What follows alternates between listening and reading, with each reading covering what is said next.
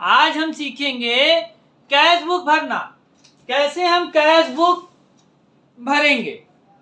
ठीक है, आइए सीखते हैं। आप देखिए जो रजिस्टर में कॉलम थे, ठीक है, उसको हमने यहां उतार रखा है। पहला कॉलम इसमें मास तिथि का है, प्राप्त आय का ब्यौरा, खाता पन्ना, नगद राशि, ठीक है, बैंक राशि और योग। फिर उसके बाद ये पहला पेज हो गया। अब ये दूसरा पेज है, इसमें आय का ब्यौरा हो गया था, इसमें व्यय का ब्यौरा देना है। बाकी सारी चीजें सेम है। आइए हम सीखें।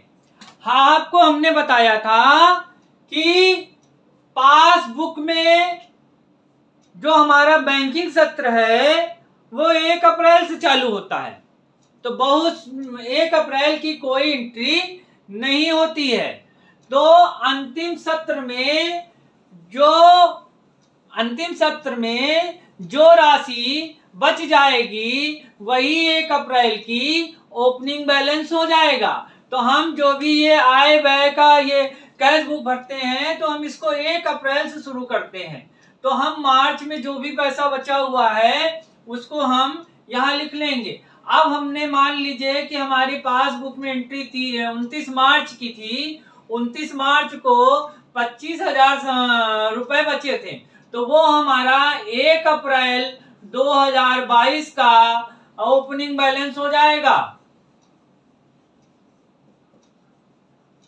हमारे खाते का ओपनिंग बैलेंस हो जाएगा 25,000 रुपए। ठीक है, ये हमारा फर्स्ट पेज पे हमने ये लिख दिया।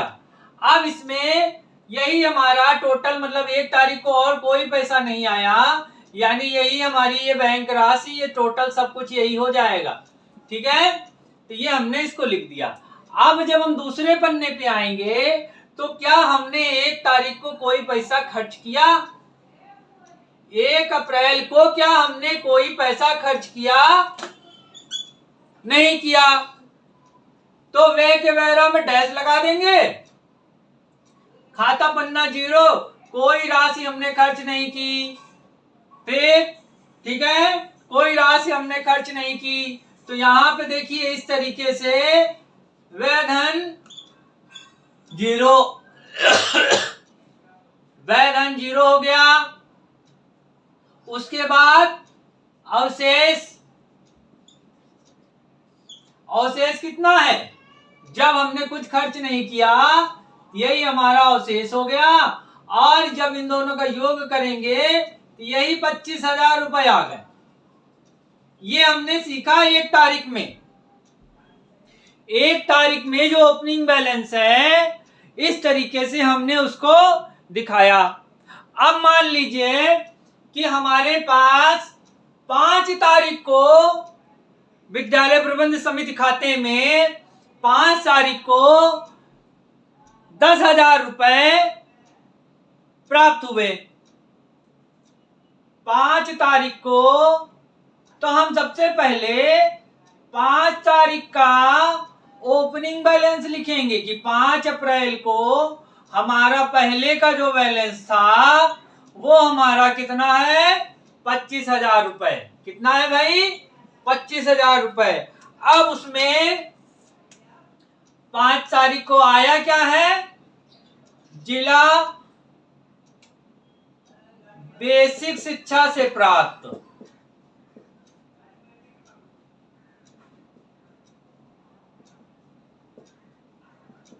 जिला बेसिक शिक्षा से प्राप्त पुस्तकालय धनराशि, पुस्तकालय धनराशि,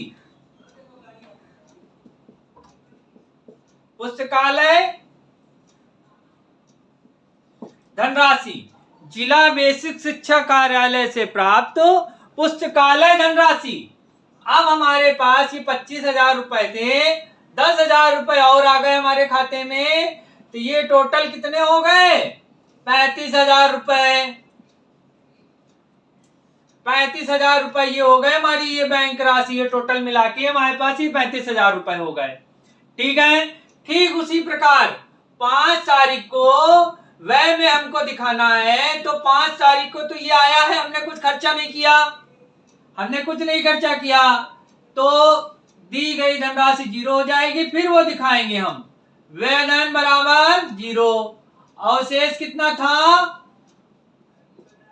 अवशेष वही हो जाएगा जो हमने खर्च नहीं किया, हमारे खाते में आया ही है, तो ये अवशेष हो जाएगा और इसका योग यही 35,000 रुपए आ गया। हमने जो पैसा आया उसके बारे में ये हमने दिखाया। अब देखिए कि मान लीजिए 7 तारीख को हमने ये पुस्तक का जो पैसा आया तो वह खर्च कर दिया, या हमारी अगली एंट्री जो है 7 अप्रैल की है, 7 अप्रैल की अगली एंट्री है कि हमको 10,000 रुपए खर्चा किया हमने, तो 7 तारीख का ओपनिंग बैलेंस सबसे पहले जो पिछली डेट में पैसा बचेगा उसको ओपनिंग बैलेंस दिखाना पड़ेगा। ठीक है, तो हमने 7 तारीख का ओपनिंग बैलेंस कितना भाई, हमने 35,000 रुपए छोड़ा था 5 तारीख को। ठीक है, तो नगद राशि में ये हमारी 35,000 रुपए आया। 7 तारीख को कोई पैसा आया नहीं है, तो ये 35,000 रुपए इसी तरीके से योग लिख के इसको लिख देंगे। अब अगले कॉलम में देखिए, व्यय में 7 तारीख को पैसा हमने खर्च किया, किसको खर्च किया, कुमार प्रिंटर से पुस्तक खरीदी, चेक संख्या लिख दी, कौन से ब्रांच की थी, कुछ भी यहां पे ब्रांच लिख दिए। ठीक है, चेक संख्या लिख दिए, ब्रांच लिख दिए, बैंक लिख दिए, चेक संख्या, ब्रांच, बैंक ये लिख दिया हमने कि ये हमने उसको कुमार टेलर को दिया। अब हमने कुमार टेलर को कितना दिया, 10,000 रुपए। ठीक है, 10,000 रुपए हमने कुमार प्रिंटर्स को दे दिया। अब हमने क्या किया, वह हमने किया, कितना किया भाई, 10,000 रुपए, 10,000 रुपए हमने इसको व्यय कर दिया। अब अवशेष कितना बच गया हमारा भाई, 10,000 घट गया, 10,000 जब हमारा घट गया था तो यहाँ पे 25,000 रुपए बचेगा। ये पासबुक में आपके ये एंट्रियां दी होती हैं। 25,000 जो 10,000 कटने के बाद 25,000 बचा। अब ये योग कितना था टोटल हमारा, ये 35,000 रुपए। ये इस तरीके से योग मिलता जाता है, तो ये एंट्रियां सही रहती हैं। तो ये हमारा 10,000 रुपए हो गया, खर्च कर दिए, उसको व्यय धन, अवशेष और योग इस तरीके से करके हमने ये लिख दिया। अब देखिए आगे जब हम बढ़ेंगे, ठीक है, आगे जब हम बढ़े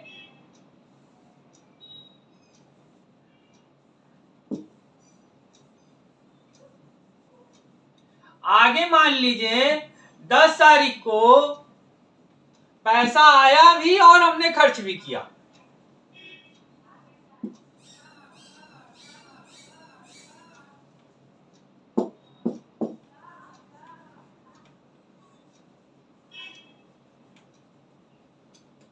दस तारीख को पैसा आया और हमने खर्च भी किया, तो 10 तारीख को 10/4/2022 को पैसा आया।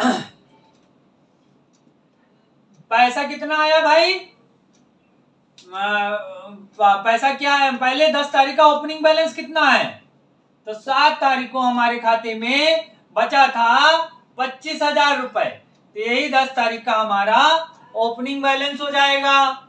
ठीक है, अब 10 तारीख का ये ओपनिंग बैलेंस हो जाएगा। 10 तारीख को बैंक से अर्जित ब्याज,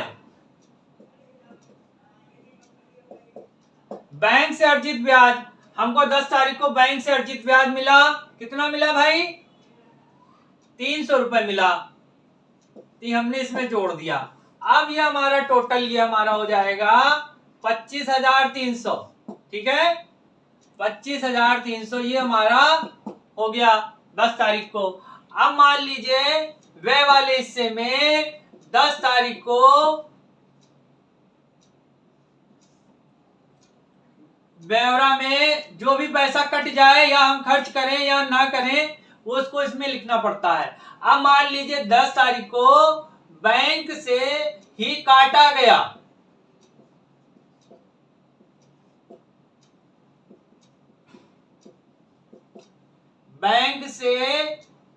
बैंक द्वारा काटा गया एसएमएस चार्ज लिख दीजिए। ये भी हमारे खर्च में जाएगा। जब हम कैश बुक बनाएंगे तो पासबुक की प्रत्येक एंट्री को हमको दिखाना ही है। तो 10 तारीख को बैंक द्वारा काटा गया, कितना काटा गया भाई? 17 रुपए। 17 रुपए की धनराशि काट ली गई। अब फिर उसके बाद हमने दिखाया व्यय धन में दिखाएंगे 17 रुपए कट गया, व्यय धन में 17 रुपए कट गया। अवशेष हमारा आया, अब इसमें से 300 में से 17 घट जाएगा। जो पासबुक की एंट्री होगी उसमें तो तुरंत ये दिया रहता है ना।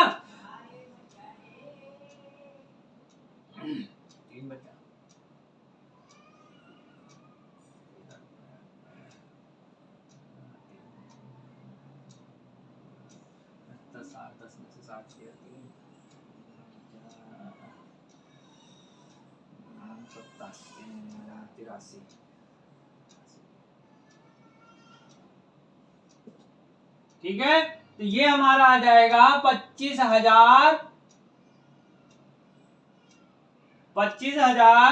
17 रुपए कट जाएगा तो 283। कितना कटा हमारा? 17 रुपए। अब इसका योगफल योग कर लीजिए तो ये हमारे पास आ जाएगा 25,300। समझ गए? फिर मान लीजिए कि अगली एंट्री 15 तारीख की दी है, अगली एंट्री 15 तारीख की दी है, तो फिर हम 15 तारीख को ओपनिंग बैलेंस लिखेंगे। ओपनिंग बैलेंस कितना है? 25,300। फिर इसमें कंपोजिट धनराशि प्राप्त हुई तो हम इसमें जोड़ देंगे। अगर जो हमने 25 तारीख को कुछ खर्च किया है तो इसकी एंट्री ऐसे ही छोड़ देंगे। ठीक है, अब फिर खर्च किया है तो उसके खर्च का ब्यौरा यहाँ देंगे। इस तरीके से ये हमारा कैश बुक बनता है। ये हमारी पासबुक के आधार पे ही बनाया जाता है। ठीक है, अब आप देखिए, इसमें आप देख सकते हैं, इसमें देखिए इसको बना रखा है हमने। जो भी इसमें ये पैसा और ये आया इधर हमने लिखा, उसको लिख दिया। अब कोई खर्च नहीं है तो इधर हमने छोड़ दिया इसको। फिर उसके बाद ये जो पैसा आया फिर इसको हमने खर्च किया तो इधर लिख दिया हमने। इस तरीके से हमारा ये कैश बुक तैयार होगा। अब इसके बाद तुरंत अगली वीडियो में आपको दिखाते हैं लेजर बुक कैसे करना। लेजर तो आसान है, उसमें जो भी धनराशि जिस डेट में आती है उसको लिख लेते हैं और बस उसके बाद उसमें खर्च दिखाते रहते हैं। ठीक है, अगली वीडियो में मिलते हैं लेजर के साथ।